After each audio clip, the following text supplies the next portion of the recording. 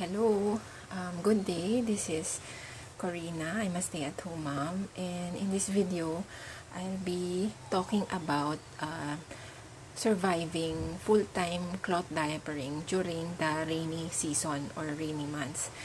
I'm doing this July ngayon, so mag-August na, pero since July nagsistart ng umulan ng mga everyday. So, medyo pag nagko-cloth diaper ka full time, para sa akin, struggle yun na magtuyo ng mga inserts. Lalo na yung mga makakapal na inserts.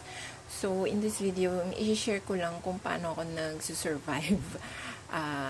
Kasi dati, gumagamit ako ng disposables at night. So, parang okay lang kung hindi pa matuyo yung mga inserts ko. At least, may disposables ako. Pero ngayon, since ang goal ko talaga is mag full time na, so talagang dapat naisip ko, ayusin ko yung system ko na hindi ako mauubusan ng inserts during the rainy months. Lalo na kahit ako may spin dryer kami, syempre hindi naman tuyong-tuyo lumalabas yung insert. So, kailangan ko pa rin siyang i-air dry. So, minsan, pag maulan talaga, sobrang hirap magpatuyo.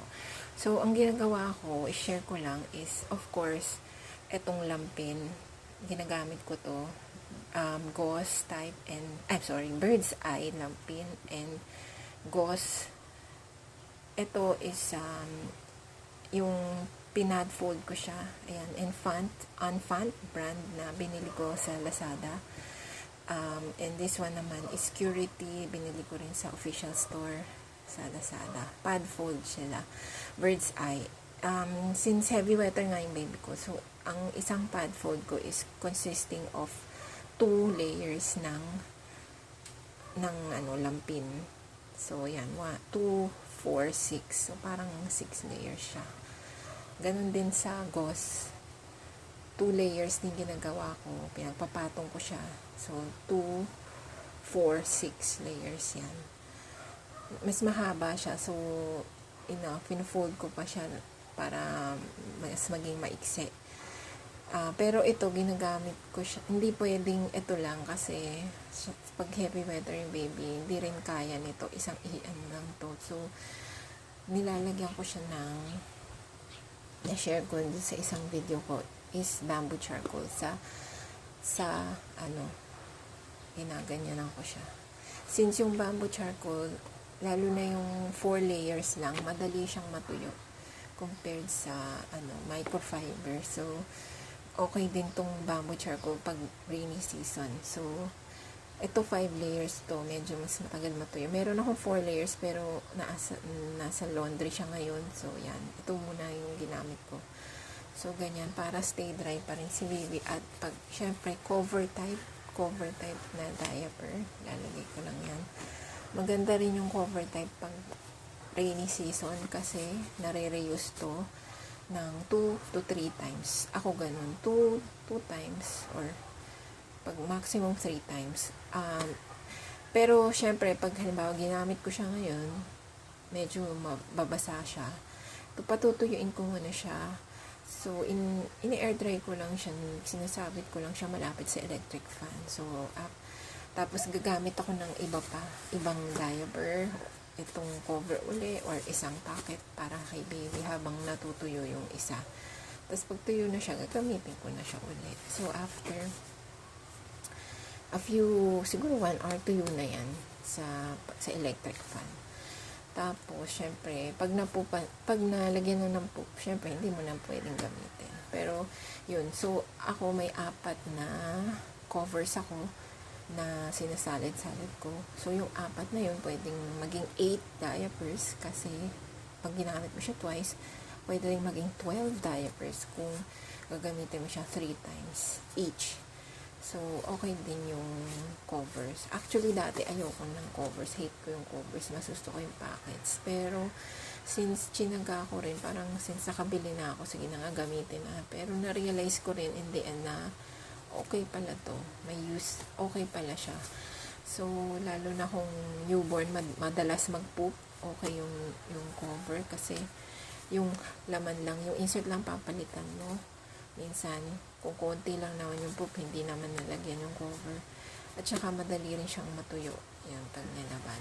Siyempre, yung packet, madali rin itong matuyo. Pero, mas madaling matuyo itong cover, syempre. Pero ito, okay din siya during rainy season, yung packets.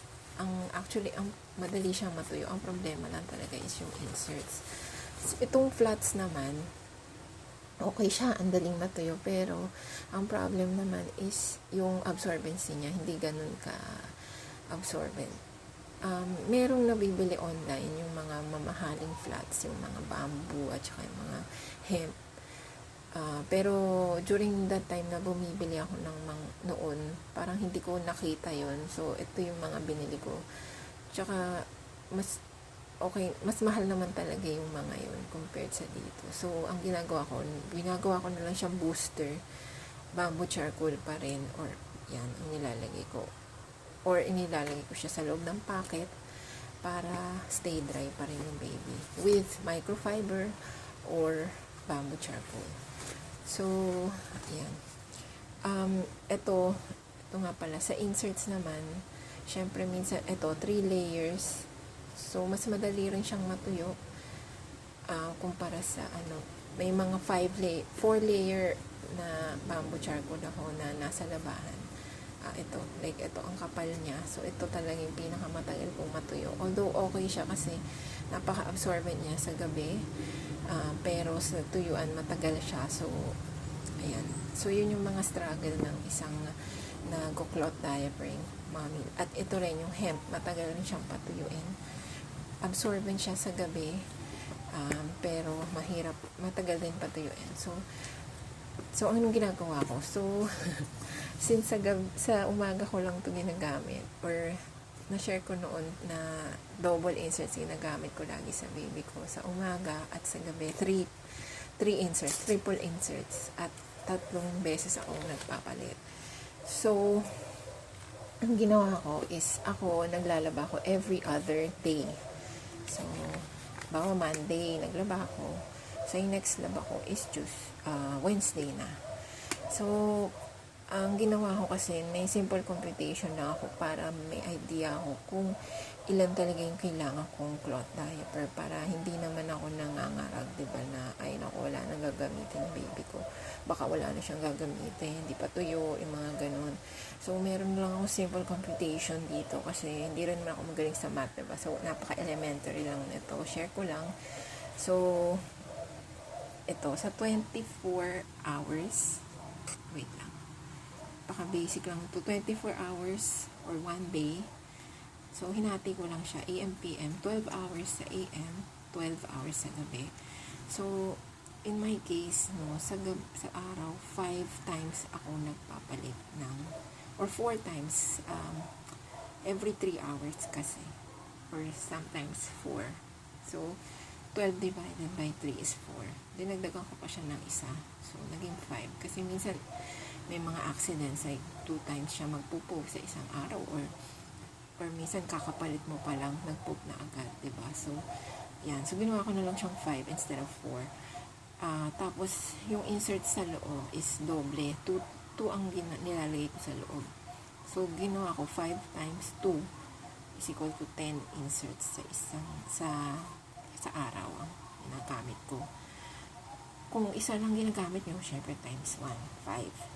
Sa gabi naman, ako, 3 times talaga akong 3 cloth diapers ang ginagamit ko kasi nagpapalit ako every 4 hours. Kasi nga heavywetter yung baby ko. So, 12 hours, 12 hours na natulog. So, 3, tapos 3 inserts ang laman sa loob. 3 times 3 equals 9. So, 9 inserts sa gabi. So, i-add ko lang yan. So, 8 cloth diapers at 10 plus 9 is 19 inserts sa isang 24-hour period. So, yun yung kailangan ko. So, itong 8 na to times 2 lang kung 2 days. So, 16 ang kailangan mo kung 2 days. And 19 times 2 is 38. So, yan. So, 48 hours or 2 days. na kailangan kung naglalaba kayo ng every other day. So yan yung kailangan ako, ito yung kailangan ko. But since okay naman to, since ito halimbawa naglalaba na ako ng syempre kailangan ko rin ng time para matuyo yung mga nilaban ko. So ako may buffer ako ulit na pang isang araw na CDs and pang isang araw na inserts. So itong 8 ko times 3 is 24, lumabas 24 kung 3 days. At yung 19 times 3 is 57 inserts kung 3 days. So ito yung kailangan kong number, 24 na CDs and 57 na inserts. So, ang dami kong inserts. So, right now, 54, ito yung para sa akin, ideal number ko ng CDs. 24 and right now, meron akong 22 na CDs. Pero since nare-reuse ko naman tong packets ko, so, yung 2 na wala, so, eto na, na-cover na nung packet. So, okay na, 24. 57. So, right now, meron akong 54 CDs. Inserts. So, bumili pa ako ng 3 extra inserts just in case. Parang buffer ko lang. Pero, actually, nagsusurvive naman ako sa 54. Pero, mas maganda kung 57 talaga para pag sa gabi, meron akong mga makakapal pa na inserts. Kasi nga yung makakapal na inserts, yun yung mga mahirap patuyuin. So, bumili pa ako ng additional 3 na tri-fold. Itatry ko yung tri-fold, bamboo charcoal tri-fold. Well, I'll see kung magiging maganda yung resulta niya sa gabi.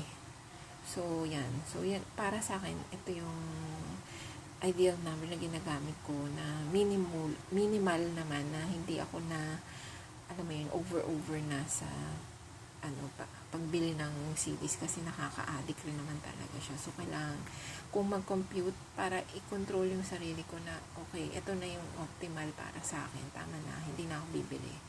Kasi nga, nakaka-addict talaga siya. So, dapat control. So, yun lang. So, sana may ideas kayo na napulot dito sa video ko na to. Thank you so much for watching. Bye-bye.